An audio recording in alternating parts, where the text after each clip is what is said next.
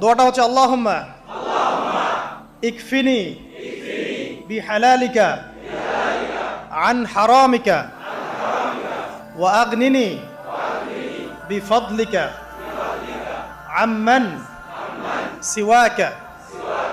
এই দোয়াটা ছোট না, এটা মুখস্থ করবেন, সেজদায় পড়বেন, নামাজের সেজদায় পড়বেন, আত্তাহিয়াতু দরুদ শেষ তারপরে পড়বেন, নামাজ শেষে হাত তুলে করবেন, যখন তখন শেষ রাত্রে করবেন। ইনশাআল্লাহ দেখবেন আপনার ঋণ বলতে কিছু থাকবে না ইনশাআল্লাহ। যদি থাকেও, বড় কোনো ঋণ থাকেও, আল্লাহ পাক অন্য কোনো মাধ্যমে এটা শোধ করার ব্যবস্থা করে দিবেন ইনশাআল্লাহ। ইনশাআল্লাহ।